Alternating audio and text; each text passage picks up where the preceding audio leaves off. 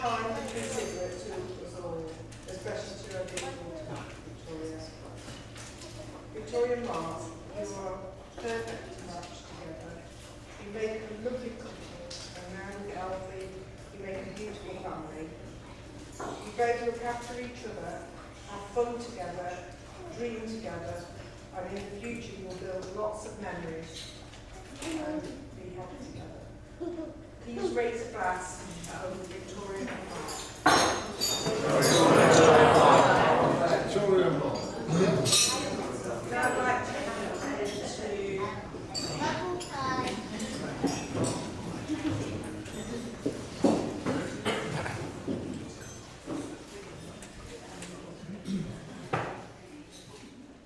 Thank you, Rhonda, very much. Thanks for your speech. Woo! Wow, this is crazy. Do you know what? I went to go and write the speech probably about 8 or 9 times, and I've changed it probably about the same time, even last night. So I'll do my best, but if I do blur my words a little bit, then you know I'm nervous. But firstly, what an amazing day. And before I start my speech, I would like to thank you all for joining me and my wife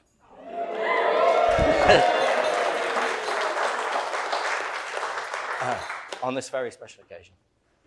We have both eagerly been waiting for this day, but can't tell you how lucky we are feeling at this moment. This leads me to the most important part, and I would like to say how beautiful my wife looks. So can I propose a toast for Victoria?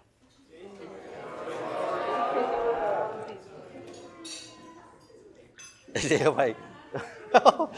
Hey! Alfie's here. Oh, bless him. He's still laying down, isn't he? Thanks, Steph. You're right.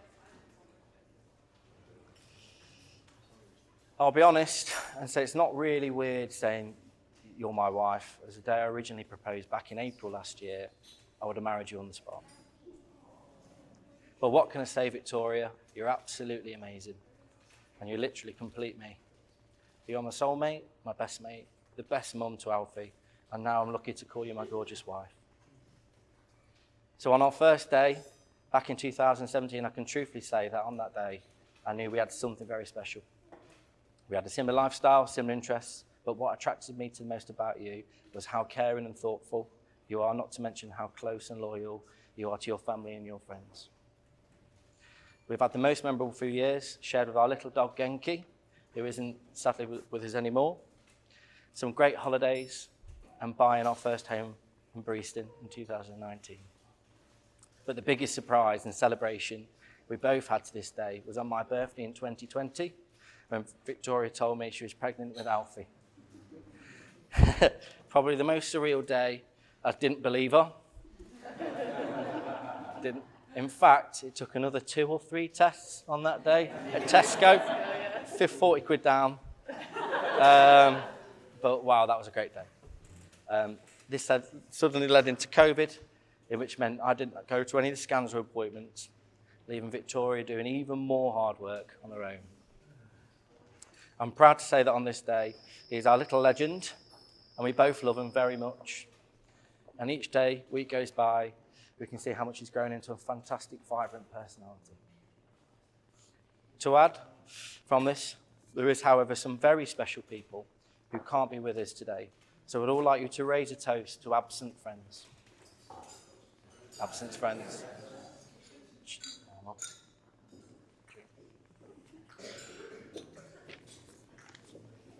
There are some huge thank yous, and on behalf of Victoria and myself, there are a few prizes to give out.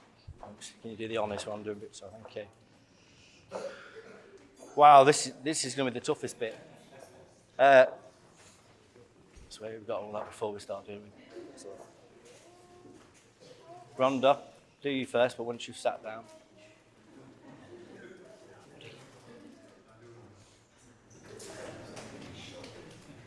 Rhonda, what can we say? Without you, where would we be? Victoria often says this when we've been so busy, especially with Alfie. So from the bottom of our hearts, thank you for all your help and support. I'm personally very proud to now call you my mother-in-law, and I look forward to our future together. Thank you.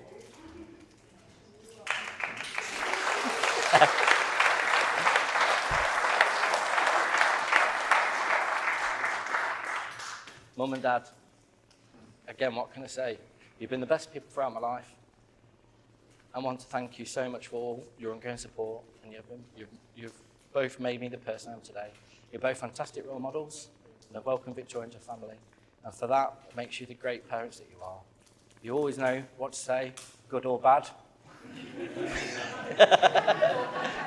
Good, bad. And that shows what realities can come up in life. On a personal note from me and Dan, it's great to see how much you both love retirement. Well, Dad. Mum a little bit, back at work now, but honestly. And I want you to relax and enjoy your life just like you're doing now. Thank you very much.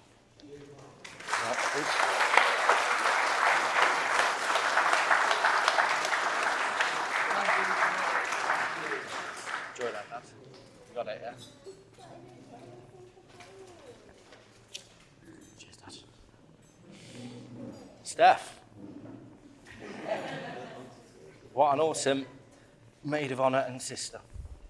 The amount of time and organisation you went for your sister, I know she massively appreciates this. And let's be honest, puts my stag do to shame.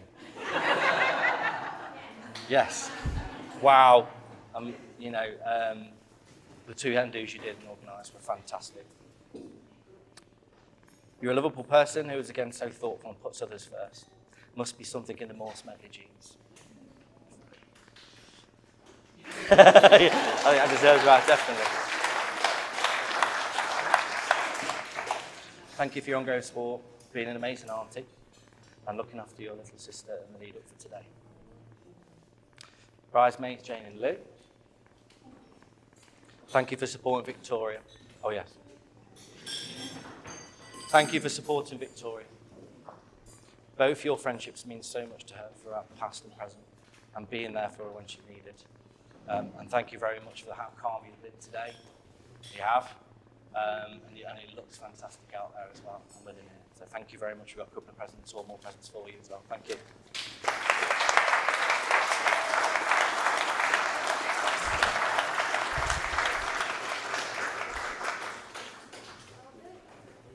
Ushers, Tone, cracking lad. Heart of gold, genuine lad, who was grateful to meet back in Dubai in 2015-16. Thank you for your support and stepping up. But when matters it means so much to me. Please enjoy your gift and your drink. Thank you, mate. It's been great.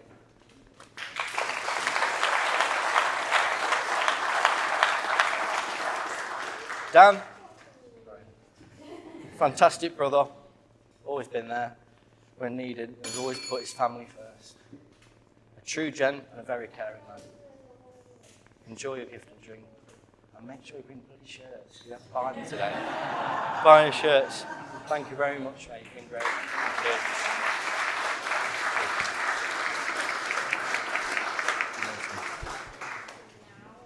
A few little gifts and presents for others part on this day. Emma, thank you very much. Honestly, interior goddess. Where is Emma? Wow.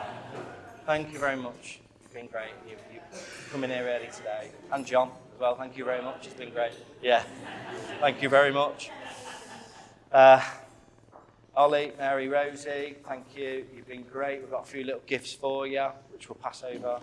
Thank you very much. You look great today, and you've done such a good job for us. Thank you.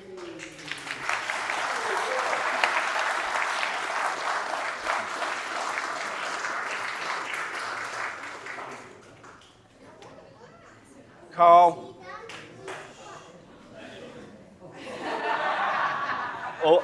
Awesome artwork. You know, I don't know if anyone's seen the welly wanging or the sign at the start. Thank you very much for doing that. Thank you for looking after Alfie as well. It's been great. Finally, my BM. He's currently half asleep because looks like he's open. Oh, so lucky to have you. And just you being here alongside me and Victoria means everything to us.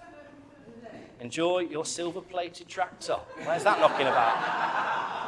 That will wake him up. That's got to wake him up. But honestly, you know, the timing of the bubble gun, amazing. And you really do complete both me and Victoria. Okay, that's me. Thank you very much. I'm now going to pass you on to my usher, stepping up, an overall legend of a guy who's probably going to destroy me. Mr. Tony Hammond.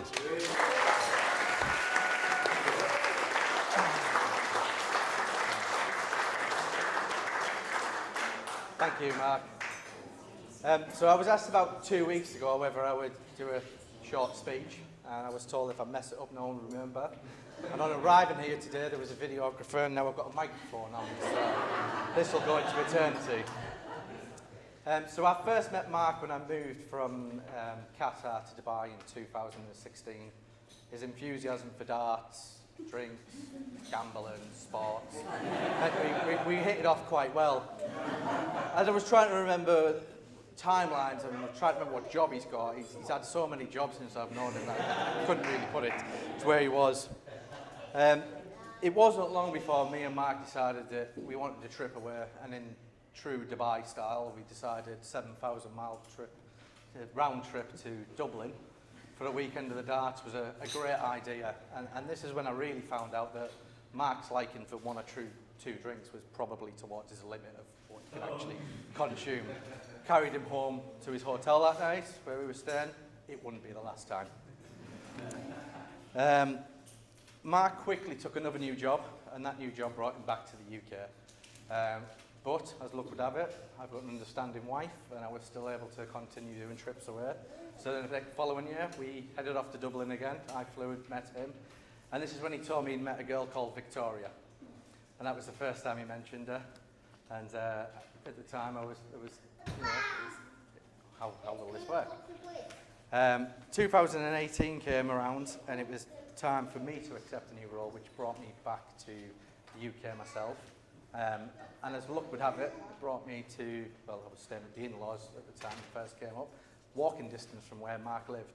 And he'd actually moved in with Victoria now, so I knew the relationship was serious. My wife moved back a few months after me, and it was time for us to go and look for a house for our own. I was working in Leicestershire, so I scoured the area, decided we wanted to move to Barrow-upon-Soar, nice little village. So after looking at a few places early on, we contacted the estate agent. Estate agents recommended this house. Go and knock on this door, and a familiar face answers the door. So familiar, I asked, are you related to Mark Cragg? Obviously, it was Dan. Didn't know this at the time, so coincidentally, we ended up buying Dan's house, which Mark's dad kindly had all done up for us. And we go from there. Let's go on. Following that, along comes 2020. So we all know how 2020 started. Don't need to go too much into that. Myself and Mark managed to keep in touch quite a lot. He was angry, the horse racing had been cancelled. He didn't like work. They were loaning him out to Tesco's. I've got messages and messages. He's just not happy, man. And then early in April, this fantastic message came through. Virtual Grand National is on. I get a flurry of text messages, how it's going to work, what horses are racing, what odds to go for. Tiger rolls 5-1, certainly going to win. And right at the end of the message, Victoria's pregnant.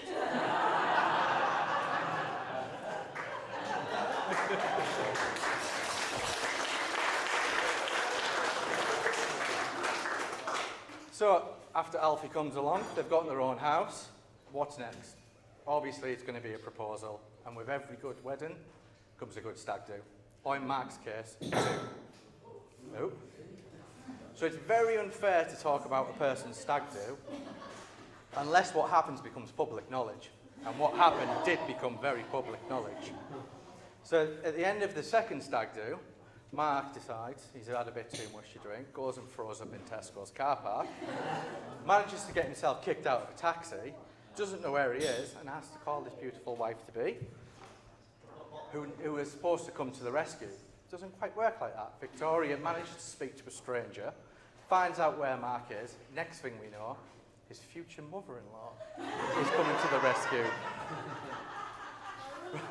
Rhonda's dispatched. She finds Mark on a grass verge, manages to pick up a load of other people that aren't in very much fit states and take him home. So, trying to get his seatbelt around him. So I hope that over the next few years, Rhonda, you bring this up regularly. You take every opportunity you can to repeat the story. But what is obvious, that Mark has a loving and understanding wife in Victoria. And the two of them have joined two wonderful families together, and I wish them a very happy married life together. So with that, I'd ask you all to be upstanding and raise a glass to Mr. and Mrs. Cragg.